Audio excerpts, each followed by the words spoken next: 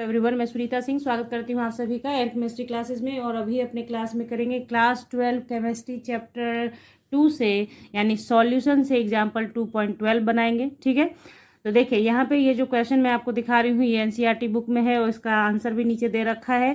फिर भी परेशानी आती है, आपको समझ में नहीं आ रहा है कहीं कहीं पे, तो उन सारी परेशानियों को दूर करूँगी, बशर्ते कि आपको यहाँ पे एक चीज़ का ध्यान रखना है कि पूरी वीडियो को ध्यान से देखना ही नहीं है, ध्यान से सुनना भी है। ठीक है, तो चलिए ध्यान से देखिए और ध्यान से मेरी बातों को सुनिए, क्योंकि इसमें बहुत सारे कॉन्सेप्ट्स हैं जो आपको जानने होंगे, समझने होंगे, तभी ये न्यूमेरिकल बनेगा। ठीक है, तो चलिए स्टार्ट करते हैं क्लास अच्छी लगे तो जल्दी से शेयर कर दीजिएगा अपने ग्रुप में और लाइक सब्सक्राइब कर लीजिएगा, और सब्सक्राइब के बगल में जो बेल आइकन होता है उसे भी प्रेस कर दीजिएगा ताकि वीडियोस की नोटिफिकेशन समय से आपको मिल सके। तो चलिए स्टार्ट करते हैं क्लास।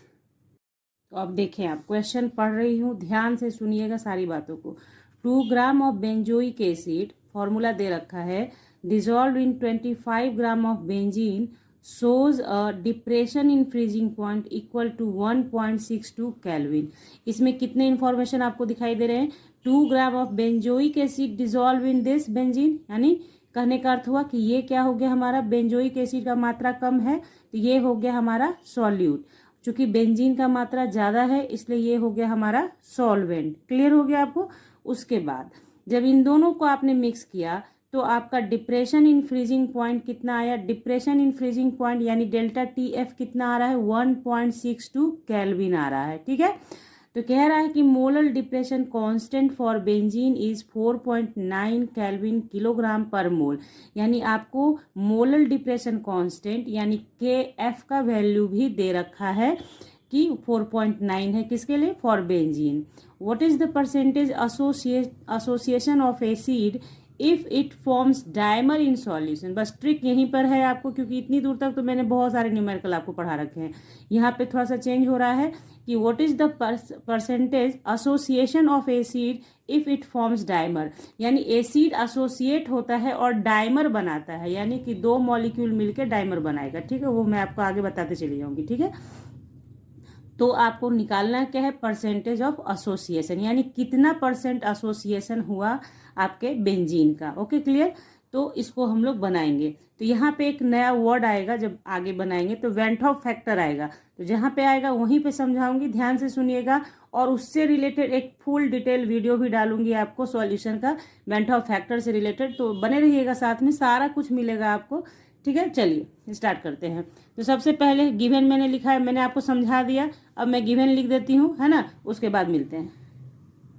तो देखिए क्वेश्चन में जितना इन्फॉर्मेशन आपको दे रखा था यहाँ मैंने लिखा है वेट ऑफ बेंजोइक एसिड, आपकी सुविधा के लिए लिख दिया कि ये सॉल्यूट है, दे दिया है।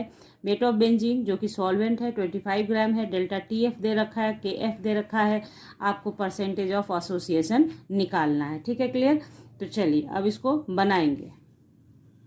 तो देखिए जहाँ भी ये चीज़ आ गया कि परसेंटेज ऑफ एसोसिएशन डिसोसिएशन, तो वहाँ पे ये समझ जाना है कि वेंट ऑफ फैक्टर काम करेगा, और जहाँ वेंट ऑफ फैक्टर काम करेगा वहाँ पे आपको नॉर्मल और एबनॉर्मल वैल्यू पता करना होता है। यानी नॉर्मल वैल्यू वो होता है जो आपको मतलब जो नॉर्मल वैल्यू क्या हुआ, जैसे मॉलिक्यूलर फार्मूला दिया है उसका कैलकुलेशन करके आपने निकाल लिया तो वो नॉर्मल वैल्यू हो गया, लेकिन जब आप कैलकुलेट करके निकालेंगे तो वो एबनॉर्मल वैल्यू होगा। ठीक है, तो वो जैसे ही आपने डिसोसिएशन एसोसिएशन पढ़ा वहाँ पे वेंट ऑफ फैक्टर इंट्रोड्यूस हो जाएगा सॉल्यूशन के अंदर, और वो जैसे ही आएगा वैसे ही आपको अगर मॉलिक्यूलर मास निकालना है तो वो दोनों निकालना होगा, एक नॉर्मल एक एबनॉर्मल। तो नॉर्मल तो हो गया डायरेक्ट फॉर्मूला वाला, एबनॉर्मल हो जाएगा जो आप कैलकुलेटेड निकालते हैं, उसे हम लोग बोलते हैं कैलकुलेटेड मॉलिक्यूलर मास। ठीक है, बहुत तरह का नाम है, वेंट ऑफ फैक्टर जब पढ़ाऊंगी वहाँ पे आपको बताऊंगी। अभी यहाँ पे आप क्वेश्चन समझिए कि went Hoff factor calculated value means what, जो आप कैलकुलेट करके निकालते हैं, जो डेटा को रख के निकालते हैं वो कैलकुलेटेड हो गया, और नॉर्मल क्या हो गया या कि उसे बोलिए कि आपको दे रखा है जो पहले से, तो नॉर्मल वैल्यू क्या हो गया आपका, जो आपने मॉलिक्यूलर मास को काउंट उसका वैल्यू रख रख के पता किया वो होता है। ठीक है, तो चलिए हम लोग पहला काम क्या करेंगे, कैलकुलेटेड ही निकालेंगे यहाँ पे। क्यों? क्योंकि वो तो हम लोग बेंजोइक एसिड का फॉर्मूला हमें पता है, तो हम क्या करेंगे, इसका मॉलिक्यूलर मास निकाल सकते हैं नॉर्मल, लेकिन एबनॉर्मल हमें निकालना पड़ेगा। ठीक है, तो चलिए इसको देखते हैं, निकालते हैं। अब समझिए, यहाँ से आपका काम होता है शुरू। देखिए सबसे पहले मैंने डेल्टा टी एफ बराबर लिखा है के एफ इंटू मोलैलिटी, क्योंकि यही सारा इंफॉर्मेशन पता है, यहीं से हमें मॉलिक्यूलर मास ऑफ सॉल्यूट मिलेगा, एब्जॉर्ब नहीं, ऑब्जर्व्ड। ठीक है, ऑब्जर्व्ड बोले आप उसे, एबनॉर्मल मॉलिक्यूलर मास बोले, व्हाटएवर कुछ भी आप बोले, क्योंकि 2-3 नाम से वहाँ पे बोला जाता है। ठीक है, तो यहाँ पे अब आप आइए इसको बनाते हैं। के एफ का वैल्यू दे रखा है, आपको निकालना क्या है, ये निकालना है आपको, मॉलिक्यूलर मास ऑफ सॉल्यूट निकालना है, तो इसे हम लोग यहाँ ले आते हैं किनारे में। ठीक है, तो देखिए एम यहाँ आ गया, तो एम जैसे ही इधर आया तो इस डेल्टा टी एफ को हम यहाँ ला के रख देंगे। के एफ ध्यान से देखते जाइए, एकदम आसानी से समझ जाएंगे आप। सिर्फ करना आपको क्या होना चाहिए, मतलब आप लोग पढ़ते हैं तो ये चीज़ थोड़ा सा किया कीजिए, जैसे मैं बना रही हूँ ना, तो मेरे वीडियो को देखने के बाद या वीडियो को रोक के समझ के आप बातों को सुने और बनाए। देखिए कैसे नहीं आएगा ये तो हो ही नहीं सकता, हमेशा आप सीख जाएंगे तुरंत। के एफ का वैल्यू क्या हो जाएगा, आपको दे रखा है 4.9, मैं यूनिट नहीं लिखूंगी क्योंकि बहुत ज़्यादा ये हो जाता है, तो 4.9 इंटू डब्लू का वेट, डब्लू दे रखा है 2 ग्राम, यानी वेट ऑफ सॉल्यूट हो गया, ये आपका मॉलिक्यूलर वेट ऑफ सॉल्यूट निकलेगा, कैलकुलेटेड या एबनॉर्मल मॉलिक्यूलर मास। और डेल्टा टी एफ का वैल्यू 1.62 दे रखा था, और देखिए वेट ऑफ सॉल्वेंट 25 ग्राम दे रखा था, और यहाँ पे क्या है, weight of solvent in KG, तो इसे आप कन्वर्ट करेंगे केजी में डिवाइड करके 1000 से। ओके क्लियर, कोई दिक्कत। 4.9 इंटू 2 डिवाइडेड बाई 1.62, देखिएगा अगर कुछ मिस हो तो यहीं पे ध्यान दे लीजिएगा आप लोग, क्योंकि बता तो मुझे आप पाएंगे नहीं, लेकिन देखिएगा ऐसे मैं पूरा ध्यान दे रही हूँ। ठीक है, कभी कभी मिस हो जाता है मेरे से भी। 1000 ऊपर चला गया, नीचे रह गया 25। Okay clear. उसके बाद आप देखिए इसको कैलकुलेट करने का आसान तरीका, सबसे पहला काम कीजिए, इसको डिसमिल हटाइए, इसका डिसमिल हटाइए, तो चूंकि इसके बाद 1 अंक है, इसके बाद 2 अंक है, तो क्या होगा कि एक एक तो कैंसिल कर देगा, लेकिन 1 जीरो ऊपर बढ़ जाएगा, एक दूसरे को एक एक कैंसिल कर देगा, लेकिन 1 जीरो आप ऊपर बढ़ा देंगे। क्यों, कैसे होता है ये आपको मैंने बहुत बार बताया है। यहाँ से आपने डिसमिल हटाया तो यहाँ मान लीजिए 100 कर दिया, यहाँ से डिसमिल हटाया तो नीचे आपने 1 और 0 किया, तो 0 0 कैंसिल हो जाएगा, तो एक ही जीरो ना बचेगा। वो क्या समझ गए ना। चलिए अब आप इसको कट कीजिए, तो क्या हो जाएगा, 25 चौके 100 होता है 40, और ये तो 10 है ही आपका। चलिए यहाँ पे क्या है, इसको अब इसको काटिए, तो 2 8 16, 2 एकम 2। ठीक है, अब कोई किसी से कटने वाला नहीं है, तो 49 इंटू 400 डिवाइडेड बाई 81। ठीक है, आई थिंक अब इसमें कोई कटेगा नहीं, 81 है ये, 49 ये 400 है, तो कटने वाला बात है नहीं। अब आप इसको क्या करेंगे, मल्टीप्लाई कीजिए और डिवाइड कीजिए, तो आपका जो वैल्यू आएगा वो हो जाएगा।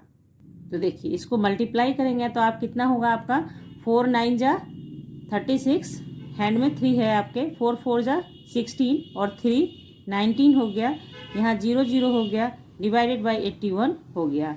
ठीक है, अब इसको डिवाइड करना है, तो चलिए डिवाइड करते हैं साथ में, है ना। 81 से किसको करना है, ध्यान से देखिएगा, 81 डिवाइडेड बाई 19600। ठीक, तो ये इतना है, तो इसको सोचिए आपके कितनी बार में जाएगा, तो देखिए 3 टाइम लोगे तो 8 3 जा 24 हो जाएगा, ज़्यादा हो जाएगा ना, तो आप 2 टाइम ही लोगे इसे, तो करोगे कितना, ये हो गया 2 1 जा 2, 2 8 जा 16 हो गया, 6 में से 2 गया 4, हाँ, उसके बाद 9 में से 6 गया 3, और 1 में से 1 गया कैंसल, यहाँ पे 0। ठीक है, उसके बाद आप सोचो कि 34 है, सॉरी 34 है, तो 8 4 जा भी लोगे तो ठीक रहेगा, 8 4 जा यहाँ पे ले लो, तो 4 1 जा 4 और 8 4 जा 32। आ रही बात समझ में कैसे लिया, मतलब यहीं पे आप दिमाग लगा सकते हैं अपना। ये तो बहुत बेसिक सिखा रही हूँ मैं, इतना का नीड नहीं होता है, लेकिन बहुत सारे बच्चों को होता है, इसलिए बता देती हूँ। आपको अगर नीड नहीं हो तो स्किप कर लीजिएगा। ठीक है, तो यहाँ पे देखिए 0 में से 4 गया 6, और यहाँ पे 3 में से 2 गया 1, ये कैंसल। अब ये 0 बचा है, यहाँ आ जाएगा। अब फिर आप सोचेंगे कि कितनी बार में जाएगा, तो ऑब्वियस है, आप देख रहे हैं कि 2 टाइम्स में 162 हो रहा है यहाँ पे, तो 160 ही है, तो 1 टाइम ही जाएगा, तो 1 टाइम गया। तो यहाँ पे आपका कितना हो गया, 10 में से 1 गया 9, और यहाँ पे आपका बच रहा है 5, तो 15 में से 8 जाएगा तो बचेगा 7। ठीक है, तो यहाँ आप डिसमिल बैठाओगे, यहाँ 0 लोगे, उसके बाद 9 टाइम जाएगा, क्योंकि 9 8 72 होता है, तो 972। ठीक, आ रही बात समझ में आपको? तो फिर 9 में से 10 में से 9 गया 1, ठीक है, और यहाँ पे 8 में से 2 गया 6, और ये कैंसल, तो फिर यहाँ 0 आएगा। इसी तरह से 8 7 8 56, 7 बार लीजिए आप, क्योंकि 8 टाइम लीजिएगा तो ज़्यादा हो जाएगा, 8 टाइम लेंगे आप तो ज़्यादा हो जाएगा ना, क्योंकि 8 8 जा करेंगे आप तो फिर क्या हो जाएगा आपका 64 हो जाएगा। ठीक है, यहाँ पे एक इम्पॉर्टेंट इन्फॉर्मेशन आपको देना है। देखिए, अब आप अपनी बुक को देखिए, क्योंकि बहुत सारे बच्चे बार बार कंफ्यूज होते हैं कि मैम आपने गलत कर दिया, मैम आपने ऐसा वैसा कर दिया। तो यहाँ देखिए, मैंने अभी आपको क्या बताया है, 241.97 बताया ना। आपके बुक में क्या दे रखा है, 241.98 दे रखा है ना। ये कैसे दे रखा है, 9 के बाद 7 6 और बहुत सारा आता है, उसे ओवरऑल कैलकुलेट करके ये 98 लिखता है, यानी 98 लिखता है। बात आ रही है आपके समझ में? तो उतना आपने नहीं करना है। जब आप एग्जामिनेशन हॉल में बैठेंगे इस न्यूमेरिकल को बनाने के लिए, तो आपके पास इतना टाइम नहीं होगा कि आप बैठ के डिवाइड करेंगे इसे 5 अंक तक ले जाके। ठीक है, जैसे ही यहाँ 7 आया है तो आप समझ सकते हैं कि इसे आप चाहते हैं तो राउंड फिगर में आप 98 कर दीजिए, उसमें कोई दिक्कत नहीं है ना। 7 है तो ऑब्वियस है, आप जानते हैं ये सब चीज़ की 5 से ज़्यादा है तो उसे आप 1 बढ़ा के ले लेते हैं, तो 7 के बाद बढ़ता ही जाएगा, जिसके कारण यहाँ 8 रखा गया है। कन्फ्यूजन दूर हुआ आप लोगों का, यस या नो? अगर आपने वीडियो को यहाँ तक देखा है तो जरूर लिखेगा कि मैम कन्फ्यूजन दूर हुआ, ताकि मुझे पता चले कि हाँ सच में आप लोगों ने ध्यान से देखा है। क्योंकि बताना ही मकसद नहीं है बच्चों, आपको सिखाना मकसद है। ठीक है, इसलिए आज मैं बुक को बार बार उठा के दिखा रही हूँ आपको कि देखो ये ऐसे होता है, ये हो रहा है। ओके, चलो, तो मैं जो अभी मैंने कैलकुलेट किया है मैं वही लिखूंगी यहाँ पे अभी। ठीक है, 241.97। ओके, तो ये मेरा हो गया क्या, मॉलिक्यूलर मास। ठीक है, अब आगे बढ़ते हैं। अब देखिए, क्वेश्चन में कहा था कि अब हमारा एसिड डाइमर बनाता है, तो डाइमर कब बनाएगा? जैसे पहले आपने एसिड लिखा C6H5COOH, ठीक है, यही है बेंजोइक एसिड। इसे बनाना क्या है, डाइमर बनाना है। तो C6H5 डाइमर का मतलब होता है जब 2 मॉलिक्यूल आपस में मिल के बनाते हैं तो उसे डाइमर कहते हैं, और वही जब मोर देन 2 मॉलिक्यूल्स बनाते हैं तो उसे पॉलीमर कह देते हैं। ठीक है, तो यहाँ पे 2 आएगा, तो ये 2 को बैलेंस करने के लिए यहाँ पे भी तो 2 चाहिए ना, यहाँ 2 आएगा तो यहाँ पे बैलेंस होना चाहिए। कोई भी इक्वेशन बैलेंस फॉर्म में ही हो सकता है। ठीक है, यहाँ तक आप समझ गए। अब बारी आती है एसोसिएशन की। एसोसिएशन इसे इसलिए कहा गया है क्योंकि यहाँ आपने देखा कि 2 मॉलिक्यूल आपस में मिल के यानी एसोसिएट होके ऐसा डाइमर बनाएगा। डिसोसिएशन का मतलब होता है जब ब्रेक हो जाए, जब एक मॉलिक्यूल 2 मॉलिक्यूल में 3 मॉलिक्यूल में ब्रेक कर जाए तो उसे हम लोग डिसोसिएशन कहते हैं। बट जब एक ही मॉलिक्यूल आपस में जुड़ के एसोसिएशन कहते हैं, उसे मिलके बना लेता है तो उसे एसोसिएशन कहते हैं। यानी हमेशा याद रखना कि डाइमर पॉलीमर कभी भी बनेगा तो वो एसोसिएशन का ही पार्ट होगा। क्लियर हो गया आप लोगों को? तो चलिए, इतना मैंने आपको समझा दिया ये चीज़। अब करना आपको क्या है, ये निशान आप देख रहे हैं इक्विलिब्रियम का, आपने क्लास 11th में पढ़ा होगा इक्विलिब्रियम, तो आपको समझ में आएगा कि यहाँ पे ये इक्विलिब्रियम का निशान है। यानी जब इनिशियल हुआ होगा आपका रिएक्शन, जब स्टार्ट हुआ होगा तो सिर्फ रिएक्टांट रहा होगा, प्रोडक्ट 0 रहा होगा एट इनिशियल स्टेट। जब आपने रिएक्शन शुरू किया तो रिएक्टांट ही ना लिया, रिएक्टांट जब डाइमर बनाएगा तब तो यहाँ कुछ आएगा। अभी पहले इनिशियल, आप ऐसे समझ सकते हैं इसे लिखकर इनिशियल। अब बताओ, इतनी बातें नहीं समझाऊंगी, कैसे समझोगे इस क्वेश्चन को बनाने के लिए? 11th में अगर आपने नहीं पढ़ा होगा कैसे समझोगे? तो यहाँ पे क्या है, इनिशियल स्टेज में ये बातें होंगी। अब आपने रिएक्शन को करने के लिए डाल दिया है तो रिएक्शन होगा तो यहाँ पे मान लीजिए कि क्या हुआ, यहाँ से X मॉलिक्यूल बाहर गया डाइमर बनाने के लिए, तो X निकला है तो X ही पहुंचेगा, X निकला है तो X ही पहुंचेगा। लेकिन चूंकि यहाँ मॉलिक्यूल मेरा डाइमर है, एसोसिएट हो रहा है, इसलिए X/2 हो जाएगा। बात आ गई समझ में? तो आप अब यहाँ पे क्या करेंगे, टोटल नंबर ऑफ मॉलिक्यूल निकालेंगे तो इसको हम लोग ऐड करेंगे और टोटल नंबर ऑफ पार्टिकल्स निकाल लेंगे एट इक्विलिब्रियम। जब इक्विलिब्रियम में होगा तब। ये क्या है, ये इक्विलिब्रियम का है पोजीशन, ठीक है। तो लिखेंगे, तो लिख दिया कि total number of moles of particles at equilibrium is 1 minus x, ये और प्लस ये x/2। इसको सॉल्व करेंगे आप तो ये आपका कितना वैल्यू देगा, 1 माइनस x/2। इससे ये माइनस हो गया तो 1 माइनस x/2, ठीक है ना। अब देखिए, according to van't Hoff theory the total number of moles of particles at equilibrium equals to van't Hoff factor i से रिप्रेजेंट करते हैं वेंट ऑफ फैक्टर को, but i equals to normal molar mass बटे abnormal molar mass. यानी कि ये तो तय है कि जो आपने टोटल पार्टिकल्स निकाला है एट इक्विलिब्रियम, चाहे वो एसोसिएशन हो या डिसोसिएशन हो, हमेशा याद रखना कि दोनों ही केस में टोटल नंबर ऑफ पार्टिकल्स क्या हो जाएगा, equals to van't Hoff factor i हो जाएगा, ठीक है। बट आई इक्वल्स टू क्या होता है, नॉर्मल मोलर मास बट एब नॉर्मल मोलर मास। अब आपको एक बुक में आपको दिखाती हूँ, देखो। अब यहाँ देखो बुक में जहां आपको थ्योरी पढ़ाया जाएगा तो आई इक्वल्स टू क्या क्या रिप्रेजेंट करता है, नॉर्मल मोलर मास बटे एबनॉर्मल मोलर मास। दूसरी तरफ से एब्जॉर्ब्ड कॉलिगेटिव प्रॉपर्टी बटे कैलकुलेटेड कॉलिगेटिव प्रॉपर्टी। दूसरा, total number of moles of particles after association और dissociation, number of moles particles before association और डिसोसिएशन। समझ गए आप।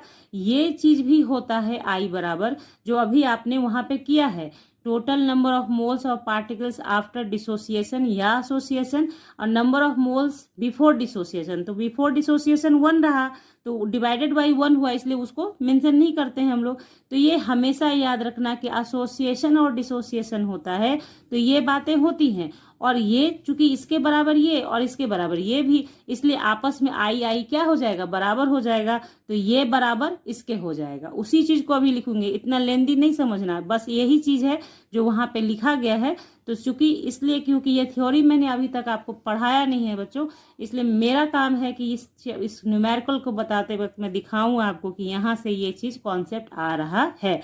तो देखिए मैं करूंगी अभी क्या, आई इक्वल्स टू मैंने किया है कि total number of moles particles after association बटे number of moles particles before association और इक्वल्स टू नॉर्मल। ये दोनों को कंपेयर करके हम लोग एक्स का वैल्यू निकाल लेंगे। ओके, समझ गए।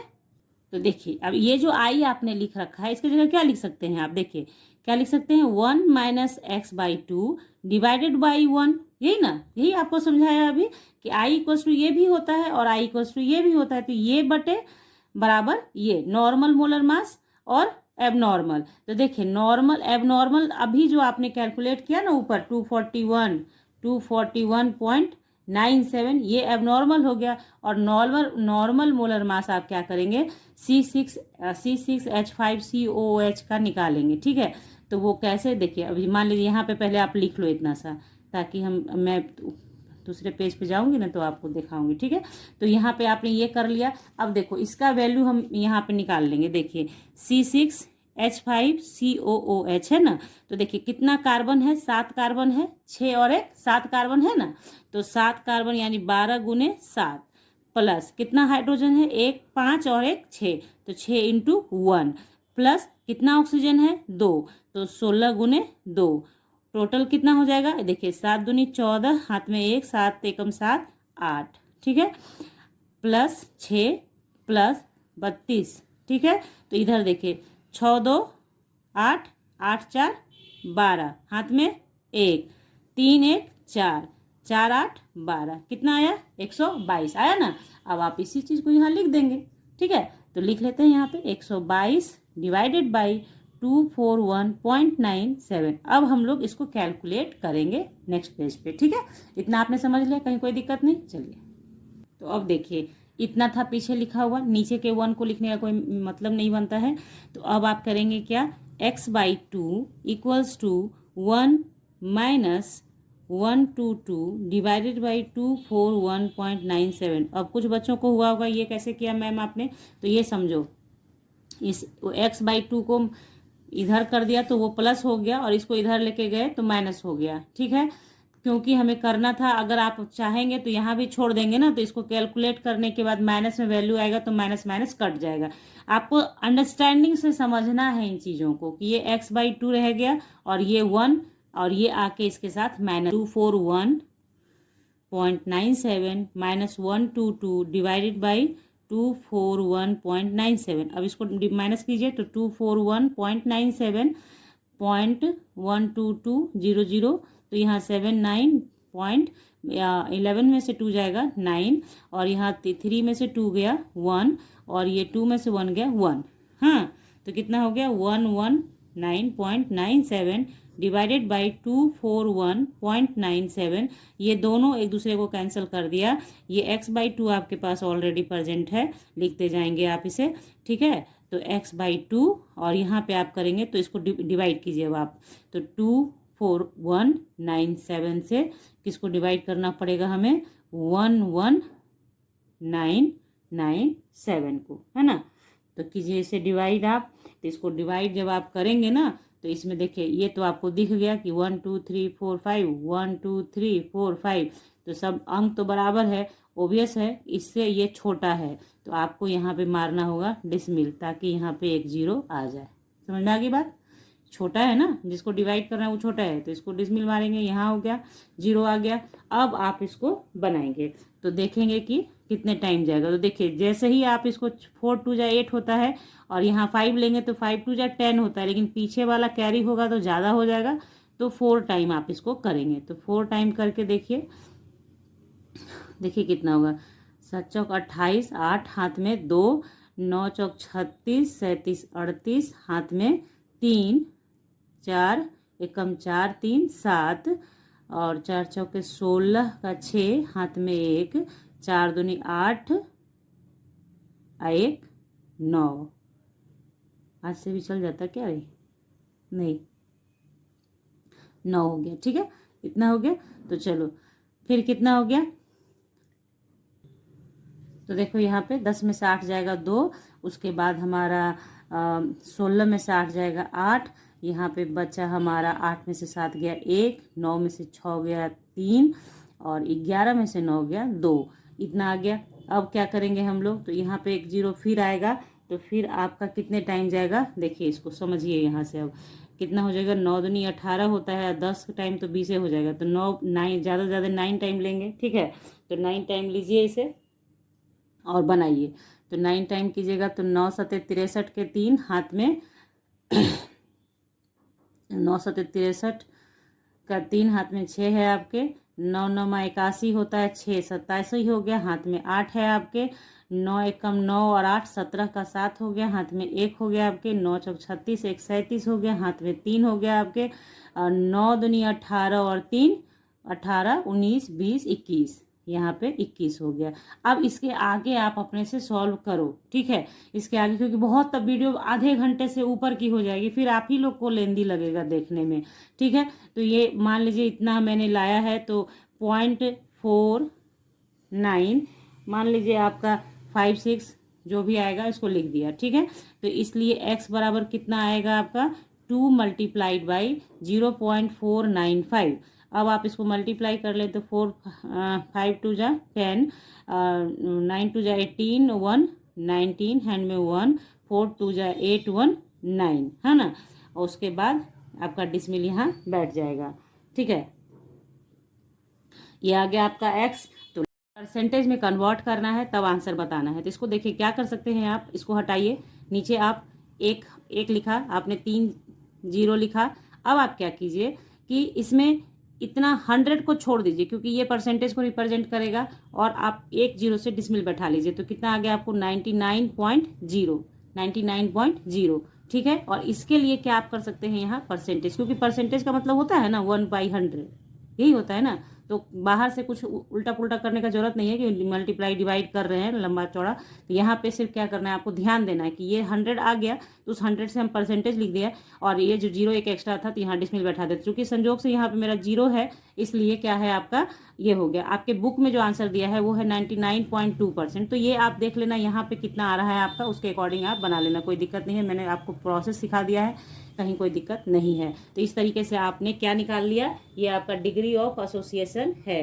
क्या है, degree of association of benzoic acid in benzene equals to 99.0%। ये है आपका आंसर। ठीक है, तो यहाँ तक मैंने आपको समझा दिया, एक एक छोटी छोटी बारीकियों को सिखाया है। जो टिप्स ट्रिक्स आप बचपन से नहीं सीख पाते हैं और मैथमेटिक्स आपके लिए टफ हो जाता है, वो सारी बातें मैं आपको यहाँ पे बता रही हूँ, है ना। तो चलिए, ये आपको सिखाना मेरा कर्तव्य है कि मुझे आपको सिखाना है, इसलिए मैं सिखा रही हूँ। तो आपका भी ये धर्म बनता है, कर्तव्य बनता है कि आप ध्यान से सुनिए, क्योंकि वीडियो बनाने में, वीडियो को एडिट करने में, वीडियो को पब्लिक करने में घंटों घंटों वक्त लगते हैं बच्चे। इसलिए वीडियो डालने में टाइम लग जाता है हम लोगों को। वीडियो बनाना आसान है, उसका एडिटिंग करना, उसको डालना मुश्किल हो जाता है। ठीक है, इस वजह से थोड़ा टाइम लग जाता है।